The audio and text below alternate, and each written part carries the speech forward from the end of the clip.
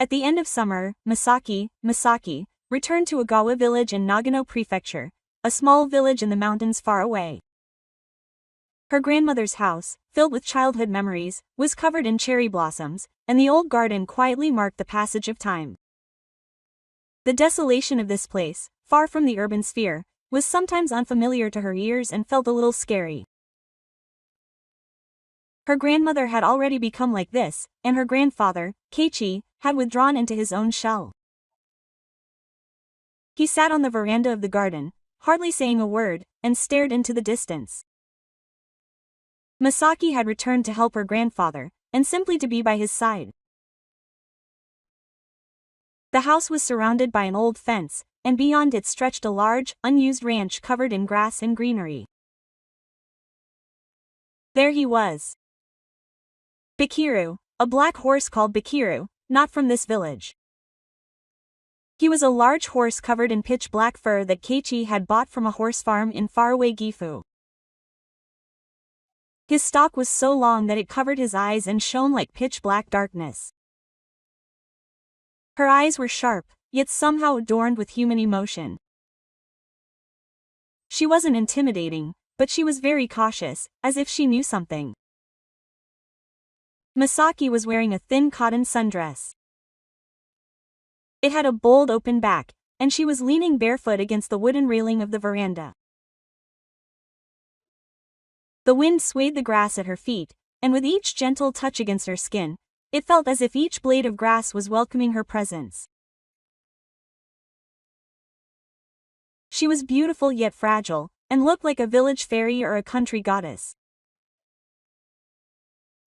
"You're dressed dangerously again, Misa," a voice said from behind her. It was Takumi, the son of the Ri family.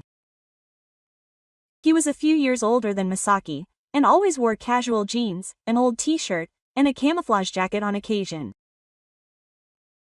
He didn't say much, but there was always a slight smile on his lips. To Misaki, he was the only city boy in the village who seemed to have the air of a city person. "Be careful of Rikiru. I'll find out your weaknesses," Takumi said meaningfully. Misaki just smiled and didn't say anything in response. As she stood alone in front of the express train in the evening, the sky was overcast and the air was a sign of impending rain. Misa put food in Bikiru's picture, but the horse didn't take a bite. The black eyes that stared at her were sweet as honey, but they also had a mysterious power that seemed like they would melt if touched. As she looked down to fix the feed trough, the hem of her skirt touched the tip of Bikiru's nose. The horse shivered slightly in surprise, but then continued to stare at her quietly. Misaki stood up, feeling her heart beat like gold. His flowers moved slightly, and her breathing was transmitted to her skin. That night, Misaki couldn't sleep. The eyes of Kill weren't those of an ordinary animal, but rather the gaze of a man who knew a deep secret. He might be trying to tell her something. Something that she herself couldn't yet understand. The next morning, Misa put on a long digestive skirt and a white blouse buttoned up to her neck. It was an outfit that made her feel protected and put together, but her feet were still bare. The feeling of touching the damp earth stirred something inside her. As they approached the old house, Bikiru was already waiting by the gate. It was as if he had known of her arrival. When the gate opened, the horse walked much closer than usual. Misaki reached out and touched the back of his neck. It was warm. His fur was as smooth as velvet. Bikiru gently pressed his ear toward the tip of his head. She couldn't help but gasp at the human-like gesture. At that moment, thunder roared in the distant sky, and lightning briefly illuminated them. Startled, Misaki stumbled backwards and collapsed onto the grass. The hem of her skirt flipped up and her thighs were exposed, but Bikiru was unafraid and slowly pressed his nose against her stomach. Misaki almost screamed at the heat, but he quickly said it was okay. That night, as Misa lay in her old bed, she remembered Bakiru's lukewarmness. She knew it was wrong, but she couldn't help but feel drawn to it. She sensed in Rikiru the meaning of returning to this place. The next morning, as the summer sun filled the room, Misa, wearing a thin white dress and her hair tied loose with her grandmother's old lavender ribbon, quietly passed by the veranda where her grandfather was sleeping. Her grandfather was absent-mindedly holding an old wooden carving in his hand. Misaki silently headed for the car. There lay Bakiru. He was usually active, but he was different that day. As she approached, he slowly stood up and walked over to her. Bakiru pressed his head against the gate and sniffed as if asking to be let out. Opening the gate, he slowly stepped outside and stood in front of Misa. His shadow fell on her face. Misa put her hand to her neck and smelled him. His breath was hot next to her ear, and she couldn't help but look up. Bakiru smelled her hair and then took a step closer to her. As his lips touched the nape of her neck, she felt someone watching them. She turned around and saw Takumi standing on the bridge over the rice paddies. His eyes were filled with jealousy and anxiety. No words were exchanged, but the silence was heavier than anything else. Misa said he was no ordinary horse. Bakiru was called the Oracle. He could sense people's hearts, and sometimes he would choose them. He wasn't gentle, but he wouldn't harm me. Takumi approached and grabbed her hand. His scent was earth and tobacco. I can feel it too. You and Bakiru, but you were chosen. I have no days. Bakiru slowly stepped between the two of them and pushed Takumi back. Takumi left, telling her to be careful. Misa put her arms around Bakiru's neck and touched his forehead. He closed his eyes as if he were a human being. The days passed quietly, but Misaki's heart was in a storm. Bakiru's existence, Takumi's jealousy, and the secret hidden in the village. Without realizing it, she was drawn into the fate of being the chosen one. Late at night, the village was completely silent, and only the sound of the wind rustling the grass could be heard. Misaki still couldn't close her eyes. Rikiru's black eyes shone in her chest, as if trying to convey something. With a premonition that everything might change tomorrow. As the cold autumn wind blew through Ogawa village, Misaki woke up in the morning light. She was wearing a thin haori, but her feet were still bare. Her skin was slightly red from the touch of Sakuya's reki. Outside the window, the distant mountains were faintly shining. The garden's taste festival had already begun to show its changing colors. The house was quiet, and her grandfather, Ichi, was singing a song on a chair on the veranda. Misaki quietly left the house and took a deep breath of the morning air. Her heart was still on. Kill's presence tightened her chest as if it were a living thing. Even on the path leading to the old house, the fallen leaves rustled under her feet. Misaki laughed a little. It was as if the village fairies were dancing to the sound of her footsteps. Even as she thought about this, she realized that somewhere in her heart she was looking forward to going to see Bakiru. When she opened the door to the old house, Bakiru was standing there like a black shadow, as usual. His vertical paper glistened with the morning rain, and his long eyelashes swayed in the wind. Misaki slowly reached out and touched Rikiru's neck. Rikiru's fur was cold, yet somehow seemed to harbor warmth. Good day too, Misaki said. Kill snorted lightly and pressed his head against her hand. At that moment, a voice came from behind him. "Good morning, Misa." When she turned around, Takumi was standing there. His rain-soaked hair was slightly disheveled, and his dark-colored jacket clung to his shoulders. His eyes were still sleepy, but there was a sense of tension. He joked about going on a date with a horse so early in the morning, but his eyes were serious. Misa replied with a smile. "Isn't Bakiru just a horse? You don't know." Takumi bit his lip and closed the distance a little. "It's not that I don't know.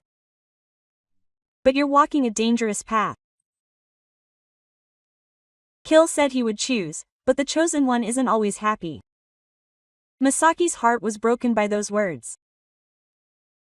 He wasn't wrong. The legends told by the villagers, and the ominous presence she felt. It all seemed to be intertwined, binding her fate. "That's why I want to know," Misa said, lowering her eyes. "What Kill will show her." At that moment, a noise came from deep within the room. When the three of them turned around, a white shadow appeared from a gap in the dim light. It was Aoi, a petite woman who always performed a mysterious dance at the village festival. She had her long black hair tied back and was wearing a light purple kimono. Her eyes were sharp, and she stared ahead as if she had sensed something. "Misa, it's dangerous for you to get too involved with Bakiru," Aoi said in a quiet voice. "That horse is no ordinary animal. He can see into the past and the future. If you come into contact with him, your soul will be shaken." Masaki was speechless for a moment. But something in her heart compelled her to move forward. "Maybe it's too late," she muttered. Aoi nodded quietly, then took a step back. Behind her, an old shrine lit by dim light could be seen. The village's secret must lie there. Takumi placed his hand on Masaki's shoulder and asked what they should do. Masaki took a deep breath and looked into Bakiru's black eyes. "Tomorrow, everything will be revealed. We will grasp the truth." With those final words, the three of them disappeared into the morning light, each with their own thoughts in their hearts. Only the sound of Bakiru's day echoed through the quiet village. However, that night, no one noticed. In the forest of the old shrine on the outskirts of the village, a white shadow was slowly moving, hidden in the darkness. As if watching over their fate, the village was enveloped, and when only the starlight faintly illuminated the earth, Masaki was once again in an emergency. She was clad in a thin black one-piece dress, her feet bare on the soft grass. The hem of her dress was slightly ruffled, and a glimpse of her knees was visible. Her hair was tied up loosely, and the strands of hair that fell to the nape of her neck swung back against the wind. The moonlight washed over her skin, creating a mysterious atmosphere. Bakiru waited quietly among the old men. His jet black fur blended into the darkness of the night, and only his eyes shone silver. As Masaki approached, he slowly bowed his head to greet her. "Tonight is a special night." Masaki softly opened her mouth. There was a slight tremor and anticipation in her voice. She brought the small Jupiter flute she was holding to her mouth and began to play a soft Neko melody. The battle that had lived there melted into the silence, and echoed in Bakiru's heart like a call from ancient times. The horse listened carefully and slowly snuggled up to her. At that moment, a noise came from behind. When she turned around, Takumi was standing there like a shadow. He was wearing a black river jacket, and his usual cigarette was clutched in his hand. His face showed fatigue, but his eyes were serious. Takumi lowered his voice again at this hour. "Are you sure you're okay?" Misa smiled but brushed off his words lightly. I feel safe when I'm with Rikiru. He's not just a horse. You know that, right? That's why I'm scared. Takumi smiled a little but frowned deeply. You've been chosen by Rikiru, but the price is high. Misa reached out and touched Rikiru's coat. His fur was smooth like burlap, cold yet warm. Even so, her eyes remained unwavering as she walked down this path. At that moment, a roar roared from outside the house, and the sky flashed bright white for a moment. Bikiru stamped his foot in surprise and turned his face toward the path ahead. His eyes shone sharply as if he was trying to tell her something, and his heartbeat quickened. Be careful, Takumi suddenly said in a serious voice. Something around you is starting to move. Misa's spine shivered at those words, but she put her arms around Bikiru's neck and gently kissed his forehead. I won't be scared if I'm with you. The moment he did so, the old door shook violently, and the sound of someone trying to push it open resounded. The three turned around and saw a shadow emerging from the darkness. There stood old Sato, the village's former master. His face was illuminated by lightning, and his deep expression expressed fear and determination. Misa, it's too late for you. Old Sato's voice was low and submissive. Those who come into contact with Bikiru's power can never return to their former selves. Your soul knows the fate of this village. Misa embraced Bikiru's neck with trembling hands. Takumi took a step toward the old man, but Sato calmly raised his hand to stop him. Prepare yourself for what is about to happen. The light roared again, and lightning illuminated the old man. In that light, Rikiru's eyes were dyed a fiery red, sending a powerful shock through Misa's heart. At that moment, the world shook, and the fates of the three people began to change dramatically. As dawn approached, a truth that no one had expected would violently shake the quiet village. As the cold winter envelops the mountains of Nagano, Agawa village is covered in a blanket of snow, unaware that Masaki's choices will determine not only her own future but the fate of the entire village. In a world of silver, Masaki stands by an old wooden house, gazing at the silence outside. The anxiety and determination she has buried deep inside her work together, and her eyes stare off into the distance. She is wearing a wool coat made of linoleum, the hem of which reaches just above her knees, and a thin lace skirt can be seen peeking out from under it. On her feet are black boots, and the only accessory she wears is a thin silver bracelet that she inherited from her grandmother. Her hair is loosely braided, and the scarf wrapped around her neck sways in the wind. Yet she exudes a certain air of mystery, as if she blends in with the color scheme.